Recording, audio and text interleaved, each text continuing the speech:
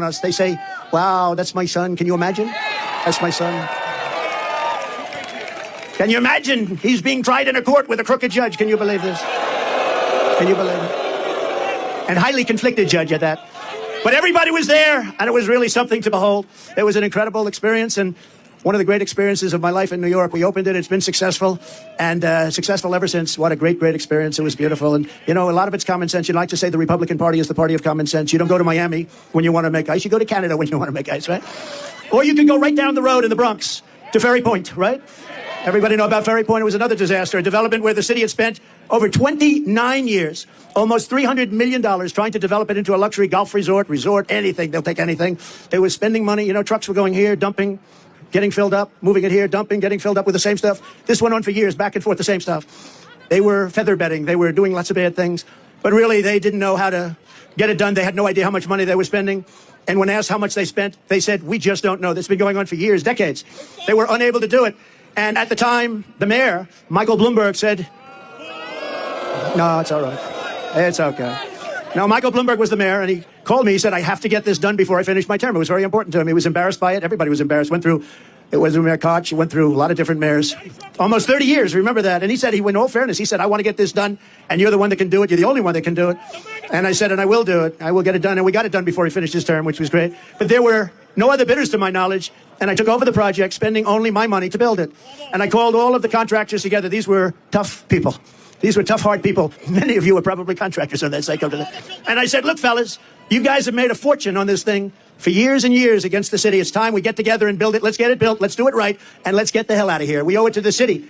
And they worked so hard. The roughest, toughest contractors in New York. They had spirit like you've never seen before. And it was magnificently designed by the great Jack Nicklaus, who told me, I don't want to make any more money. They paid me enough. Everybody got paid a fortune. Jack said, I don't want money. I just want to see it get built for the people of New York. And that's what we did. But everybody, just like Jack, they said very similar things. These guys were rough and tough, and they made a lot of money, but you'd think they'd want to make more, but they didn't. They just wanted to get it built. And in just a little more than a year, so this was going on for 30 years, including, think of it, just a magnificent thing to watch. You had to watch these people working, just the opposite of what took place for the first 29 years. But we had a magnificent world-class golf course that many of you have played now, and it's rated as one of the best public courses in the country. And then a short while later, we built a beautiful clubhouse, one of the prettiest I've seen, built it, completed. The project was absolutely beautiful. It opened to great fanfare and great, great success. And do you want to hear the end result, though? Should I? Should I go off teleprompter and tell you the end result? You think Biden goes off teleprompter? I don't think so. He's no good on teleprompter. No, but okay, so I did this beautiful job. And then we had a dispute over January 6th. We had a dispute. And they said, January 6th, we want to terminate his agreement with the city, a long-term agreement with the city. And they sent me a notice of termination. I said, wait a minute. I just spent $25 million building it, built this magnificent clubhouse. It's in full operation. It took you 29 years. You were spending hundreds of millions of dollars. You couldn't get it done. And the neighborhood came to court totally for me. The Bronx neighborhood. It's in the Bronx. It's on the East River in the Bronx. And we went to court. The city sued to break my agreement that they had just made. And I had done such a great job for them. And it was accolades everywhere. Golf Magazine, all of the big magazines were saying, what a great job. They terminated my agreement. And I went to court. And I will tell you, I had a very good experience. We had a Supreme Court justice named Deborah James. And I have to give her credit. I didn't know her, never met her. Deborah James, a African-American woman who came to my defense. We explained it, and the city explained it. They said, we want to terminate it. They had no reason. And we said what we just said. And she looked at them. And she said, in effect, how dare you? This man came in, he put up his own money, he did an incredible job, you were building it for 29 years. How dare you ask for this to be terminated? How unfair is that? Deborah James, a great Supreme Court justice, that's all I can tell you. And we won the case. But it's not easy doing business in New York, I'll tell you. Not easy. So I just appreciated that I had to tell that story. And as you know, then I renovated Grand Central Terminal. I built the Grand Hyatt Hotel on 42nd Street and Park Avenue. And as part of that, I renovated the beautiful Grand Central Terminal, did a really good job on that. And then I was very much responsible for the construction of the Jacob Javits Convention Center, where Hillary Clinton was going to have her big evening. That was not good. Remember? We had the glass ceiling. You know, we built glass ceiling. She said, we're going to break the glass ceiling. It didn't work out.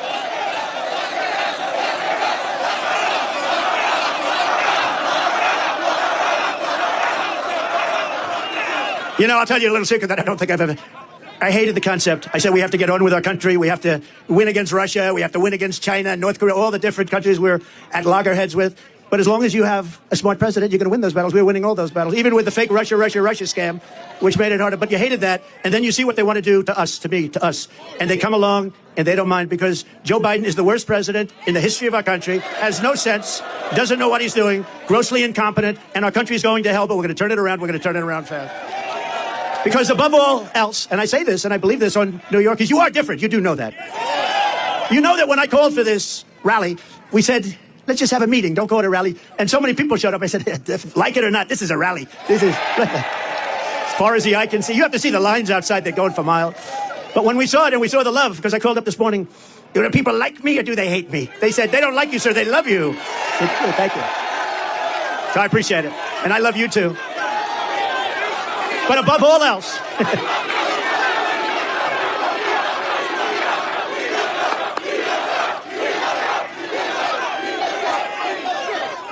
Boy, look at all the cameras back there. That's amazing. That's the fake news. Yeah. You know, they'll say tonight, Donald Trump spoke to a very small crowd of people in the Bronx. It was a very hostile crowd, very hostile. They hated him very much. No, sometimes they're okay. You know, I agreed to do a debate with crooked Joe Biden on CNN with fake Tapper. And I think they'll be fair. Does anybody think they'll be fair? I might.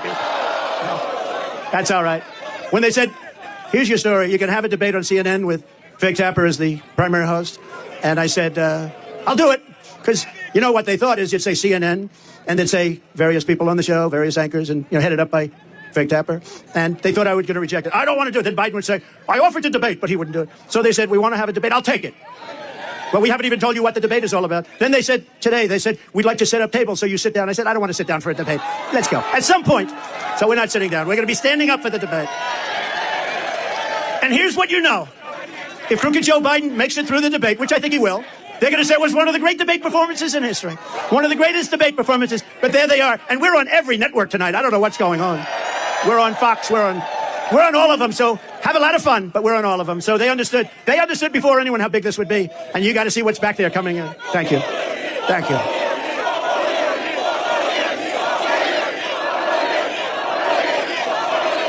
But above all, New Yorkers have something called common sense. And we do have common sense.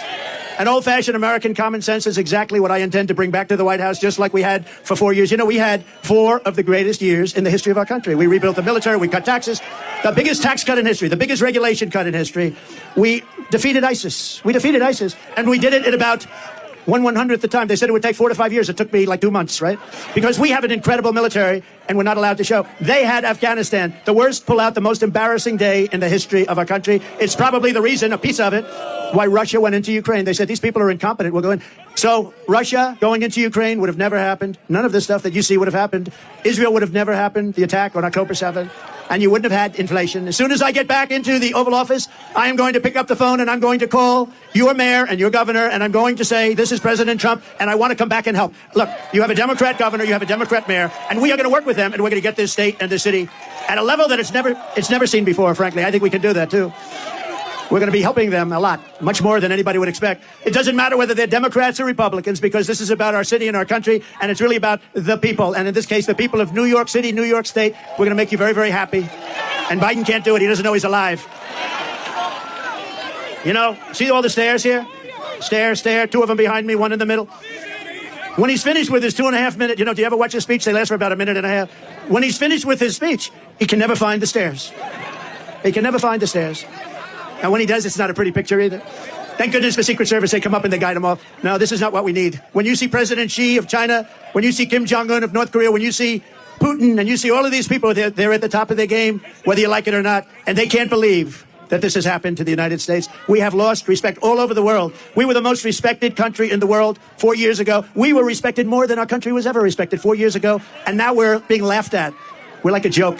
And that's not going to happen. That's not going to happen. We're going to do whatever it takes to fix our roads, bridges, and highways. We're going to take back our parks, not just for children, but for everybody. We're going to renovate New York's subway system so it no longer looks like it hasn't been cleaned since 1932, but rather it will be the most beautiful transit system anywhere in the world. I don't know if you know it. It's by far the biggest infrastructure, subway infrastructure in the world, and we're going to make it by far the biggest, and now we're going to make it by far the best. We're going to make it beautiful again. And a lot of it is topical. You know, the expensive work people don't understand because they're not in construction. It's topical work. It's topical. It's built. The expensive, the hard, the labor, the money, the big stuff is done. We're going to make it beautiful. We're going to make it good. And most importantly, we're going to let New York's finest do its job. The transit cops do their job. We're going to make it safe. Most importantly. And importantly for the people that are before me today, we are going to make life in New York affordable again. It's gotten totally out of control. The minute crooked Joe Biden shuffles out the door, I will rapidly rebuild the greatest economy in the history of the world. Look, we had the greatest economy in history. Everybody here, where you have a small business or if you had a job, you were getting more than you ever made. And we had no inflation. We had no 1.4%, considered none, considered better than none, because frankly, none in its own way is a bad thing also. We had a perfect number, 1.4%.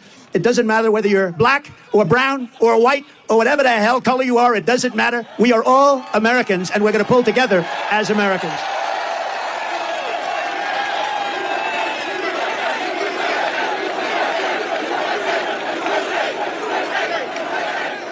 We all want better opportunity. I'm not just going to promise it. I'm going to deliver it as I did just a short while ago. Think of it. You know, when I went down to Washington, I was only there 17 times. I never stayed over. I didn't know that society. And we had great people. Look at what we did with economic development, with the rebuilding of our military, with the tax cuts, with we had great people.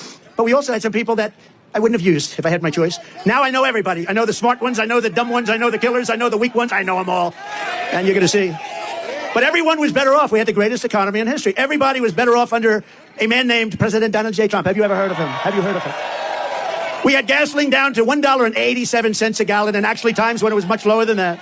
We had a record low poverty rate for black Americans and Hispanic Americans. We had the lowest, we had the best poverty rate in terms of the positive number ever in our history for black Americans and Hispanic Americans. We lifted 6.6 million people out of poverty. Nothing like that has ever happened in our country. And the real middle class income rose over $6,000 a year. Think of that. Under Biden, it's a disaster. Real middle class income has fallen over $2,000 a year. That's a lot. That's a difference of $8,000. Real earnings for African Americans are down 5.6%. African Americans are getting slaughtered. Hispanic Americans are getting slaughtered. And these millions and millions of people that are coming into our country, the biggest impact and the biggest negative impact is against our black population and our Hispanic population, who are losing their jobs, losing their housing, losing everything they can lose. They're the ones that are affected most by what's happening. Not only the fact that you've lost the use of your schools, your parks, and your hospitals. Joe Biden's inflation. Do they have that? Do they have it? Speaking of the wall, so we built much more wall than we built 571 miles of wall. We had the safest border in history. We were going to put up within a period of 3 weeks. It was all built, laying there, ready to be put up, designed by the Border Patrol, who are incredible people, ICE, who are incredible people, all together. I wanted to put up concrete plank for the contractors here. They didn't want it. They had to have hardened steel. They wanted 6,000, 7,000 pound concrete. They wanted rebar in the middle. They wanted different materials, harder to cut. So we had very hard steel, very good stuff. Everything was good. We had the panel on top. It was called an anti-climb panel. We had the best wall. And it was going to bid. We were going to add 200 miles of wall. It would have taken about 3 weeks. And then we had the rigged election. And you know what happened after the rigged election? They took the wall, and instead of putting it up, they sold it for 5 cents on the dollar. And I said, these people really do want to have an open border. And that's what's happened to our country. Our country has gone to hell because of it. It's gone to hell. But I want to thank Mexico. I want to thank, because I went to Mexico.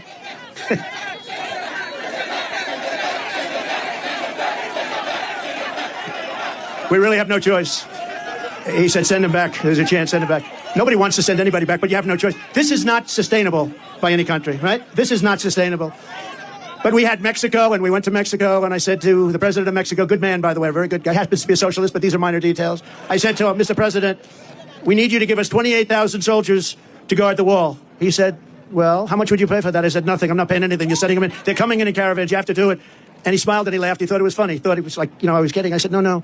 They're coming in through Mexico. We need 28,000 soldiers, free of charge. And he said, Donald, I cannot do that. I said, here's what you do. I don't want to embarrass you, so I'm not going to negotiate with you. Send me a negotiator. Give me a top negotiator. I want to see him. And he came to the White House, a very handsome man, dressed in one of the most beautiful suits I've ever seen. In fact, I was going to ask him, who is your tailor? I'd like to buy one of those suits, but I didn't think it was appropriate to start the negotiation that way.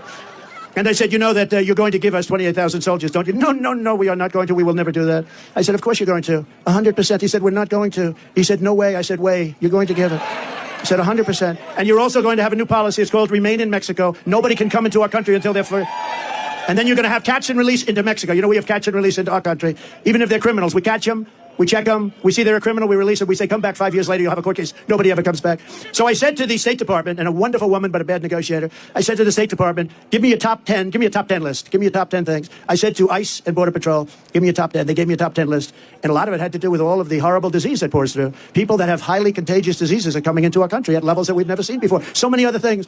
And they gave me a top 10 list, but they laughed. They said, sir, they'll never do. We've been trying to get this stuff for 25 years. I said, if I were a betting man, I would bet you any amount of money. You'll have it very quickly. So this man comes in. I said, we want a policy, remain in Mexico. Tijuana, hundreds of probably the fastest growing city in the world for a period of a year. That place was loaded up with people. They weren't allowed into our country. And we had already built a lot of the wall, a tremendous amount, 571 miles. Without that, we couldn't have ever done this. And he said that we're not going to do it, sir. I said, you are going to do it. He said, we're not. I said, here's the story. I'm not going to mess around with you. I have to go. I have a very important meeting, much more important than this. I said, here's the story. You're either going to do it, it's Friday evening, or on Monday morning at 7 o'clock in the morning, we are going to put a 25% tariff on everything that Mexico sends into our country. And then 1 month later, if you don't do it, we're going to put a 50%. Then we're going to go 75. And because I'm a nice person, we're going to stop at a 100% tariff. And and I had it literally written. I'm saying, should I sign it or not? Am I going to waste the ink or not? Because I'll sign it right now. On Monday morning at 7 o'clock, you're going to pay up to a $100 tariff. He said, sir, I'd like to make a phone call. I said, I wonder who you're going to call. Let me guess. You're going to call the president. He comes back 3 minutes later. Sir, it would be our great honor to give you 28,000 soldiers free of charge. It would be our great honor to have a policy of remain in Mexico. Anyway, we got all 10 things. It took about like 10 minutes. It was not. And now the other day, did you see? Mexico said to crooked Joe Biden, we want $20 billion a year just for the privilege of negotiating with you. We want you to pay us. Did you see that? It was a little article. You hardly... There's a slight difference, would you say? He would have never asked that. He would have never asked it. So he said they want 20 billion. 20 billion, not 20 million's a lot. They want 20 with a B, $20 billion a year, just for the privilege of negotiating with Mexico. And you would never get the things that they gave up, remain in Mexico. They gave up catch and release in Mexico. They gave up they gave up everything. They gave up everything. They did. They did give up the Constitution. Joe Biden, his inflation has cost the average New York household a staggering $24,000. Think of that. Because the costs have gone up so much. Bacon has gone, I don't eat bacon anymore. It's too expensive. It's true. It's gone up like 4 times. I said, what's with, look at the Biden price hikes, very runaway inflation, the likes of which I don't think we've ever seen like it. And they're costing average New York families $1,000, the inflation, the Biden inflation tax, because it's a tax.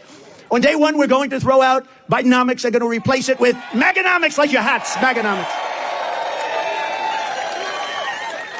And I will give you lower taxes. We're going to cut it still lower. Remember, when I cut taxes, I gave you the biggest tax cut in the history of our country, bigger than the Reagan tax cuts. And you know what? The following year, we reported massive increases in revenue. So with lower taxes, we actually took in more money because it gave incentive for people to work. Lots of reasons. But I will give you low taxes, low inflation, low interest rates, rising wages, growing incomes, and fair trade for the American worker. And we will make energy affordable again by saying, drill, baby, drill. Drill, baby, drill. Your energy costs will come down within the first year by 50%. That's not bad. That's a hell of a promise. And it will, too. We can drop that so quickly. Remember, it was his stupid energy policies that caused the inflation. Now, it's more than energy. Now everything's like on fire. The whole place is a mess. We will quickly return our nation to the path of prosperity, and we will bring our country back together through unparalleled success. Our country is going to be very successful, and people are going to come together. And I will tell you, a lot of people say, do you think you can ever get the sides together? And by the way, I have to say something. Our side is much bigger than their side. You see that? Much bigger. We're more quiet, much more quiet, but when we get going, we're much tougher, right? We're much tougher, but it is much bigger. But I saw it. We had the greatest economy in history, and I was getting calls from the other side. I go at the radical left, but left-leaning, to put it mildly, Democrats, can we get together? Because everybody had the best they've ever had. African-American jobs were the best in history. Asian-American, the best in history. Hispanic, the best in history. Women, people with a diploma, people without a diploma, people that went to the great Wharton School of Finance, MIT, Harvard. They were doing better, and the people that didn't have a high school diploma were having everybody was better. There wasn't one